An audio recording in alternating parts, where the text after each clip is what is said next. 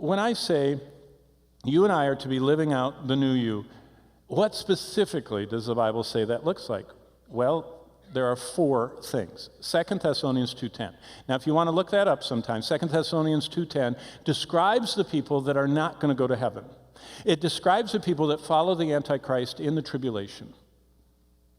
It describes who can't have the joy of God. And do you know who they are? It says they never received, 2 Thessalonians 2:10, the love of the truth.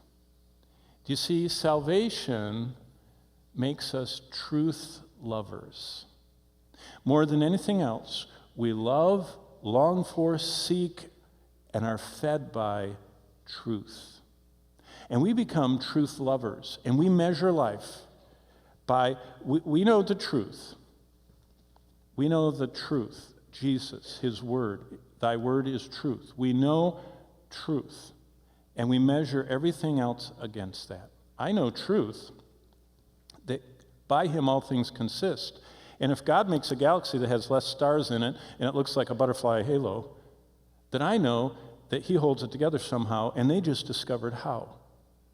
But I see all of life through the lens of the truth, because that's what I love. Because to be saved, the engrafted word makes us love the truth. And when you meet people that are speculative, never find an answer to anything, you have to wonder, if they claim to be a Christian but they don't believe anything, you have to wonder whether God placed in them what salvation brings, which is a love of the truth. Because even though I don't understand, or even though I can't even express all those physics equations Scientific American blurted out in their little article, I do know who made Galaxy 44. And I know that he holds it together, and his laws govern this universe. Because I love the truth, and he is the source of truth. That's not all. We become truth inhabited. Do you know what it says in John 14:17? When he, the Spirit of truth, is come, he will lead you into all truth. And where is the Spirit of truth? 1 Corinthians 6:19 says, I have become his temple. The very Spirit of God has moved inside of me. And so that's a truth that binds my life together. That's why it's the belt of truth, because I love it, because he, the Spirit of truth, lives within me. And then, therefore, I become a truth-liberated person. I could, in my mind, I just was hearing the voice of Jesus looking out at people 2,000 years ago and saying, and you will know the truth, and the truth will set you free. See, salvation means I can become truth liberated. Not liberated from truth, but liberated by the truth.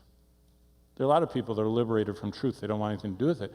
This is liberation from sin by the truth, and began to guide them. You know what it says in Romans 8:14? For as many as are led by the Spirit of God, they are the sons of God. And so when we're saved, we begin to live out the new us. We become a truth-loving person, a truth-inhabited person, a truth-liberated person, a truth-guided person. So at salvation, I receive Jesus as truth. When I believed the truth about Jesus, and I became the dwelling place of the Spirit of truth.